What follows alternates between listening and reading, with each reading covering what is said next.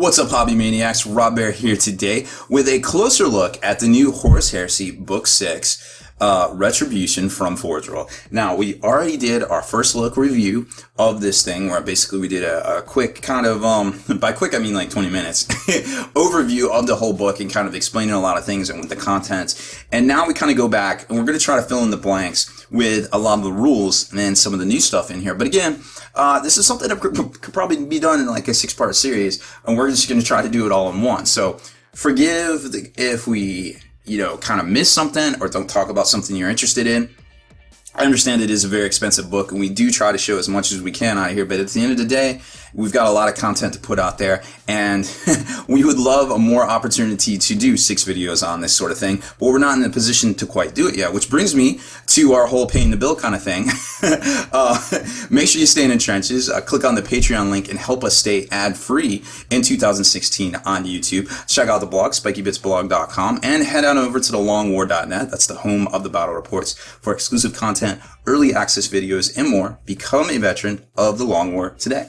So kind of like what I was saying there with the whole Patreon thing too is, the more support we get over there, the more time and effort and production and things we can put into all this stuff. Because, when you're talking hours and hours and hours to actually put into a production, most folks work 8 hours a day. When you're talking, hey, you want something that's going to take 4 to 5 hours out of our day, and we already have, 8 to 10 articles to write on the blog, other battle reports to do, commission work to do, then it's very hard to fit all that in and still exist as a human being, and eat and pet cats and, shower and things like that. So, just keep that in mind. We try to get to as much as we can. And I grimace, when there's stuff I can't get to because time. But we're moving forward, and we're definitely picking up steam. And thank you so much to all the people that have supported us over on Patreon, because it's amazing how important to support. And of course, you get stuff back, to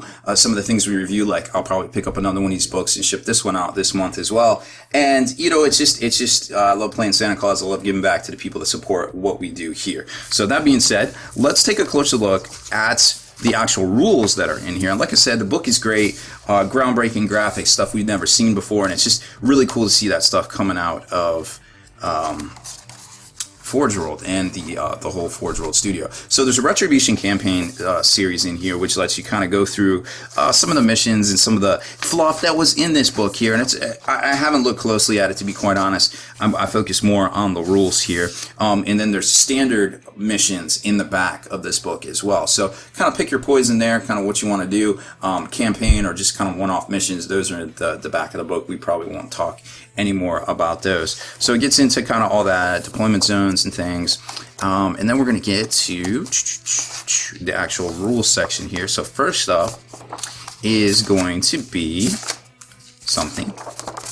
I guess we're going to talk about the new rights of war. So all of the legions actually got new rights of war. And let me get my notes out here on these, which is really interesting because, there's a lot of options available for the current legions. And of course, the new legions have about, the new 3 legions have about 4 pages worth of rules in this particular book. And it's really cool to just see that those kind of new options, right?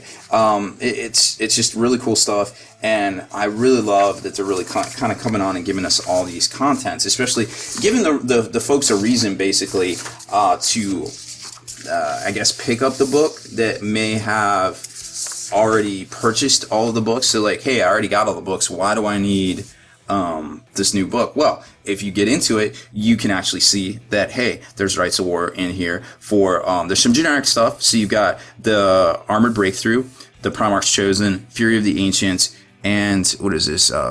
Battlements of Iron. So those are kind of generic kind of things. And then you get into the next page and you start seeing more specific, like chapter specific ones in here, which there's a whole ton of them in here. And we're not gonna you can kind of pause it and kind of read them for yourself there. We're not going to get into all these because that would literally be a whole video's worth of content right there. But you kind of get where I'm going here. Like, there is a reason to pick this up if you are a veteran player, which is great, right? So there's that. And then, of course, there's limitations and things, all the normal drawbacks that we're used to with our rights of war for our praetors. And so there's all those. And then it gets into the Shattered Legion section, which is really kind of an all-encompassing kind of section. It's really interesting. So you've got the Shattered Legions, and those are the guys that are, you can basically make up, I guess like a kind of Horus Heresy All-Stars with different legions and things like that. So you got to use a Legion Crusade army list. You have to have at least 2 different legions in there.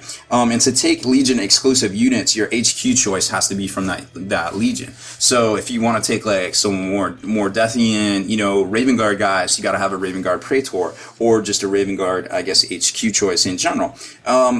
You can't take Primarchs or any of the Black Shield guys. These are just strictly Legionnaires themselves. And there's also another drawback too, where they are not denial units right here, the Price of Redemption.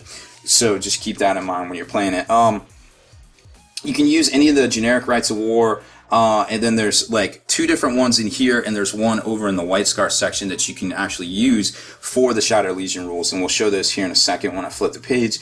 All of the Legion Astartes rules carry over to the friendly legions except for these ones right here, and then these ones are kind of modified a little bit, because remember, each legion has like a whole bunch of different ones, maybe like 3 or 4. So just these specific ones do not carry over, do not blanket, and then these ones are modified a bit. So it gives you lots of interesting options there. And if you have the books, you're gonna have to go back and read those and see which ones apply and which ones don't apply. Trying to think what else was in here. So there's the one in the White Scars that we'll talk about here in a second, and then just basically their specific Rites of War right here, which is one of basically the survivors of Istvan basically getting together and kind of striking out, and then one for kind of like a hunter-killer headhunter kind of thing, where it has to be led by an Emperor's Children HQ here, and they're basically representing the forces that are going after the survivors on Istvan 5 and kind of chasing them down. So it's kind of like 2 different little Rites of War there. They're interesting little things. And then you've got the Armies of Dark Compliance, which is kind of like, it has to be for the War Master army, but it lets you get really interesting cover saves if people are shooting through your, I guess, what are these guys? Basically, your cults, basically your human guys. They are disposable, so they're not going to count. What is it? Inducted Levy Squad and Imperial Cults may be applied. Any units that take this option never count as scoring units and denial units, and the option must be declared at the same time Warlord Trait Psyche Power. So at the beginning of the game. I don't think there is a thing where options never count as scoring or denial. So they're technically disposable. I thought there was a thing where they didn't score.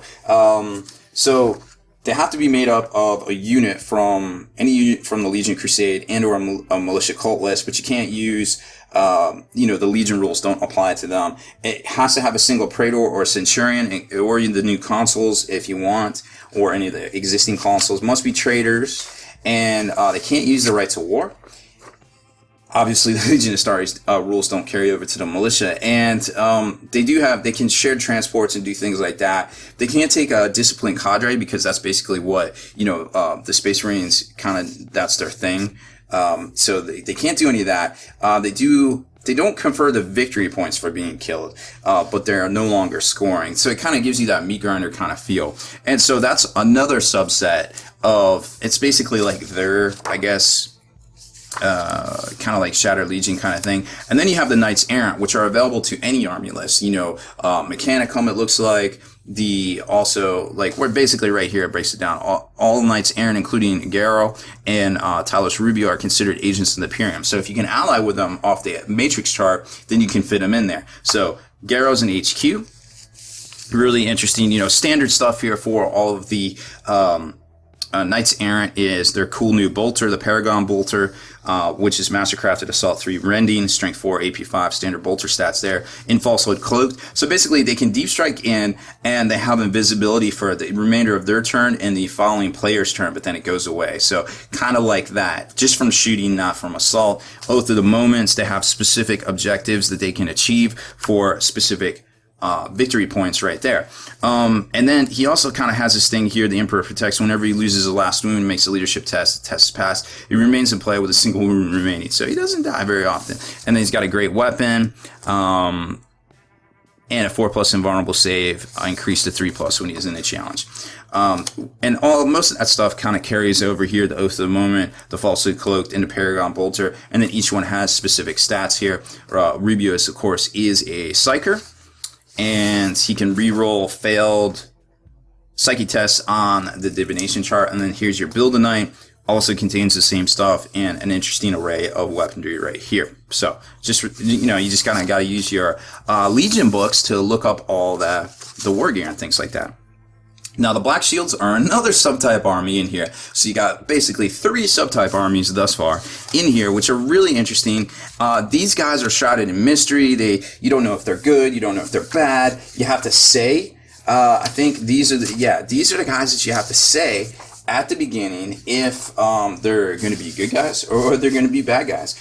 So kind of like a new version of the Legion Astartes rule. This is continuation right here, but they don't have the additional text. So you got that. They get +1 to see who goes first. You have to declare if they're for Horus or for the Emperor. The whole Emperor or Horus's command to unlock your allies and things like that. There's specific units they can't take, which are right here.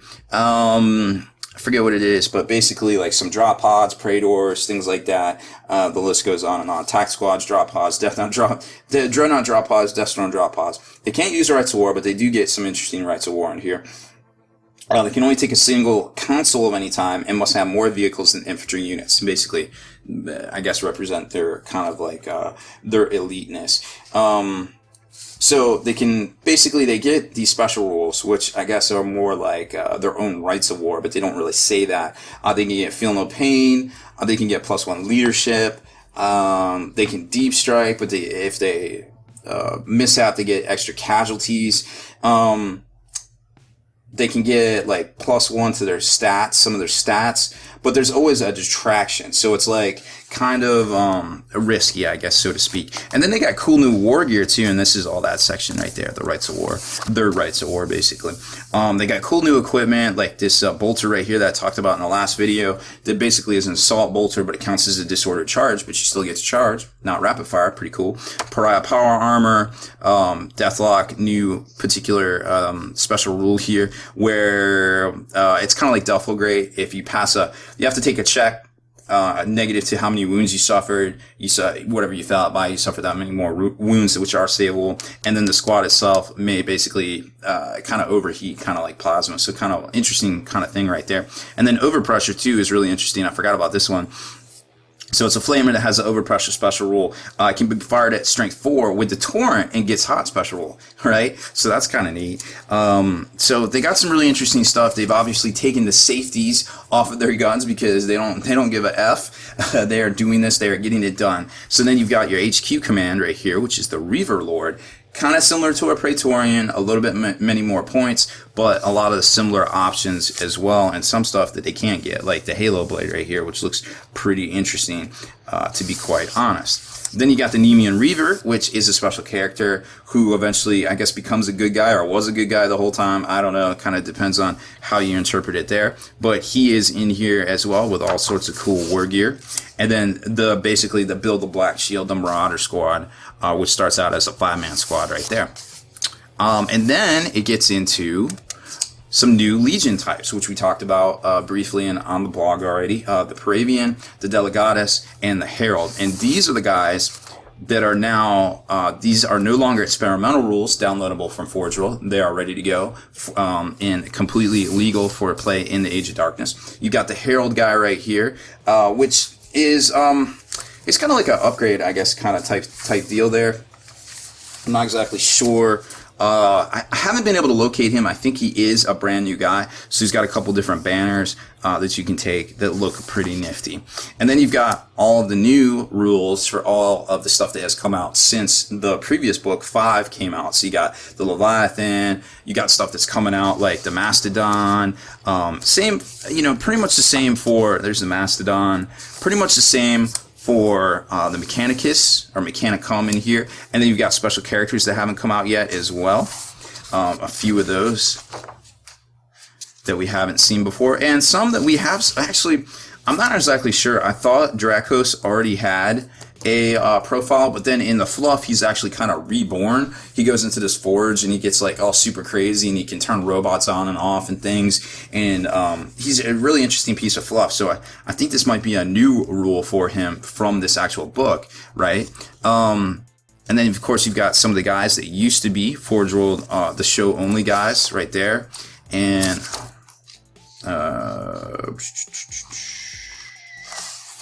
forget who else here. Oh, I think that was him right there. Score, right? Wasn't he? He was the other Forge World only. And then you got some of the guys, you know, like the Tybalt Mar, some of the stuff in the fluff that we've heard of from the novels, and some guys that now have their rules in here for the first time, and some guys have new rules, like we saw with the dragon, the former chapter master of the salamanders that's interned in a dreadnought sarcophagus. So now we get into the Blood Angels, and this is what a lot of people were like, oh my gosh, this is my jam right here. So you got the Blood Angels. Now you can field them in Horus Heresy instead of just doing that stupid +1 to their strength for their rule. So they have a ton of different rules. We're not going to get like super into it, but basically we'll just do a quick rundown. When they don't have +1 strength, they don't have Furious Charge. They require 1 less to wound than normal. So when they're in combat using a melee weapon, they require 1 less to wound than normal. So they're basically strength 5, but not really saying that. So some stuff stacks, I guess, so to speak. They can't go to ground. They cannot have more vehicles than units with the Legion Astartes rule. So obviously that's going to block some of your rights of war. Any model who can take a Volkite Serpenta may instead take a hand flamer for a price. Any model who can take a plasma pistol may instead take an Inferno pistol for a price. I think it's 15 on both of those. A Praetor Centurion or Consul can have that new sword. Where is it?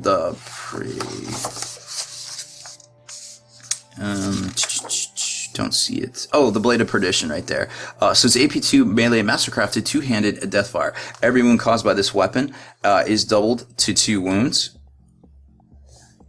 Roll the save against each wound separately. So a little bit better than the Paragon Blade, I feel like. You know what I mean? Then also, they get to take assault cannons, and that's what everybody was hot and heavy about. So they get the assault cannon. It has the old school malfunction rule that the old assault cannons used to have back in the day, back in the 2nd and 3rd edition days. I remember jamming a twin-linked assault cannon on my Land Raider Crusader back in the day, and doing the odds on it, and I think it was like 216 to 1 that I would actually, and that was before the reroll, that I would actually jam it. So that might not come up very often, but it will come up there. And what's interesting about this is anybody that takes a heavy flamer can upgrade to an assault cannon for the same price. But that really unlocks a lot of ridiculousness, because the command squad can take heavy flamers. You can have a command squad with assault cannons. You can have all sorts of crazy stuff, like a Doritio with assault cannons for days. You can have the new Leviathan with assault cannons for days. So it was really interesting to kind of see that. They got two rights of war. The offensive right, where all the jump infantry can be held in reserve. Deep strike on turn 1. For no rules, they all come in. They get a 5-up cover when they arrive, and all their shooting attacks cause pinning. Okay. They also get +1 initiative on the charge as well, which is really hard to do these days in this game. So that's cool to see. Remember, they have that faux furious charge as well. So Blood Angels are what's up. Defensive right, immune to pinning, stubborn, within 3 inches of an objective that is in their own deployment zone. They get feel no pain, but they don't count as scoring. I don't know if I'd take that. It might be cool depending on the mission. Then we go into the White Scars, which are right here. They're up next. And obviously new rules for them. They've got their Power Glaive, which is really interesting. Strength of user +1, AP 3/2, melee, versatile. And what this is strength or AP before the slash, as if the Warlord, if wielded in one hand alongside another piece of weapon or piece of war gear, you know. So technically it's melee, so you could, or you could not, just kind of depending on what you want to do there. Units which move their full distance in the movement phase get +1 to cover saves, or a 6+ if none. Also rerolls to wound with shooting in close combat attacks until the start of your next turn is their Legion Astartes rule. They have Skilled Rider, obviously. They get the Power Glaive, we just talked about that. They get a Cyberhawk.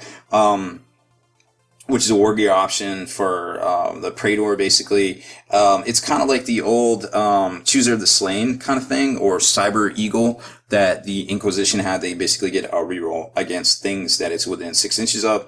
The first Rite of War is their Sky Hunters and Outrider Squads of troops and scoring units, and they must be taken as compulsory units. The biker jet bike gain hit and run. So very just like their 40k counterparts. Infantry without transport start in reserves. They can gain outflank, and they also gain hit and run. If the unit doesn't have any heavy or salvo or ordnance weapons in it, they get to outflank. The warlord must be in a bike or jet bike and may not have any more heavy support choices than fast attack. So kind of the opposite of some of the things that the Iron Warriors do there. The second right is also shared to the Shattered Legions force as well. They do not concede victory points for being destroyed. And on a 4 or 5, or on a 4 or 5, and on a 6, you score a point for them being destroyed. All models are fearless on the first round of combat, and they all have to be loyalists, and they must have more infantry than vehicles. So it kind of makes sense there. And then we get into the Dark Angels, which are another fan favorite, and so glad to see them as well here on the tabletop in the 30k. Remember, these guys their armor's black. They weren't green back in the day. They were black, so that's really interesting to see. The Masters of Plasma, so they have, of course, some special issue ammunition here that's super, super cool. Mastery of the Blade, all these guys, Corwin, or Corswain, or whatever his name is, super badass duelist, one of the top ones in the galaxy for the Astartes, so good stuff there. When fighting in combat with a blade weapon, you hit on 3s rather than 4. So basically, it doesn't matter on weapon skill. As long if their weapon skill is the same, they hit on 3s. Really cool to see. If at the end of the game your enemy has more units than the Dark Angels, obviously whoever's fielding that, including allies, you get D3 victory points. So that's kind of like I guess kind of like a fire victory there. So they got 3 new weapons and 3 new ammo types that we kind of you can kind of see right here as I kind of talk about it. You get the new plasma gun variant. So you can take this plasma repeater for a couple of extra points. It's 12 inches, strength 6, AP 2, salvo 2/3, twin linked, and gets hot. Okay, that's fair. I don't know why they never get any gets hot love, but they don't. The Dark Angel Praetor, Centurion, or Consul can take a Power Fist instead. That can take this new Tyrannic Greatsword, which I think is more based on Terra than Tyranny. It's strength +3, AP 3, two-handed, instant death. Just instant death. It's happening. Acid rounds for heavy bolters on infantry and dreadnoughts, poison 2 with an AP value of a D6. Roll each time it's fired, kind of to represent the monster hunters, in the forest and Caliban and things like that, I would imagine. Stasis shells for grenade launchers and missile launchers on models with the Dark Angels rule. Small blast, strength 3/4, depending on type. It suffers, if you're hit by it, you suffer -1 weapon skill and initiative till the end of the turn. They got their 2 new Rites of War, which are going to be right here, which are really interesting. So you get this kind of like proto-Ravenwing kind of thing. It's called like the Ravenwing Protocol, which is basically them just starting up the whole Ravenwing thing before, the Fallen hasn't happened yet. They're not hunting the Fallen. They're just kind of like, they used to be knights on horses and things. So they're that's their thing. That's kind of their flavor. So they got jet bikes and outriders are the only troop choices allowed. Independent characters reroll wounds against targets with toughness 5 or higher, kind of the whole monster hunt kind of thing. Also stubborn in combat. Jet bike and skimmer type units can leave the board and go into ongoing reserves and gain outflank, which is really interesting. They may reroll sweep and advance rolls. And characters may take rag grenades. All vehicles must be skimmers or flyers. Infantry must have skimmer or flyer transports or can't be taken. And they can't get any leadership bonuses from their allies. So basically, they're just badasses. The complete Ravenwing. They can also get the rag grenades, which work the same as the Inquisition ones. When you assault or you are assaulted, you're -1. Or your enemy is -1 toughness. So that's from the war gear of the Horus Heresy here. Then you got Iron Wing, which is basically the proto-Deathwing, so obviously going to be rich in Terminators, or at least veterans, so to speak. All vehicle squadrons of 2 or more vehicles are BS5. Infantry gain +1 to wound when shooting at an enemy unit within 12 with pistol, rapid fire, or salvo weapons of strength 5 or less. All vehicles ignore their first dangerous failed terrain test and add +1 to flat-out moves. Dreadnoughts get Fear and Tank Hunter, and all infantry must have transports. At least half the number of total units must be vehicles with a tank type in parentheses. Of course, should if all the tanks are destroyed, the enemy gains an extra victory point as they achieve a secondary objective. So yeah, there's some interesting stuff you can do here with this. So just kind of take a look at it here. And then it gets into the Mechanicum, which basically, I think there's one special character here that we talked about. This gentleman, don't know too much about him, haven't really looked at it. There's a lot of material to cover. And then you get into some of the new robots and the Ordinatus, and then the new Knight Atropos, which we've already seen, and his rules, I guess, are up on Forge World's website. And then just some general charts for the Cyberthology and the charts here. These are really good. If you can get these, make a nice color copy of them, hit them up with some lamination and things. Very cool stuff. And then the one-off missions here in the back. So that's pretty much the new rules in a nutshell in about 20 to 30 minutes as best I could do it. Now, obviously, not 100% on all this stuff, and I'm probably sure I skipped something that you might have wanted to see. I greatly apologize for that, but like I said, gotta do what we gotta do when we can. So here it is. I hope you enjoyed my tips and tactics on the new Horus Heresy Book VI Retribution, coming your way here soon from Forge World.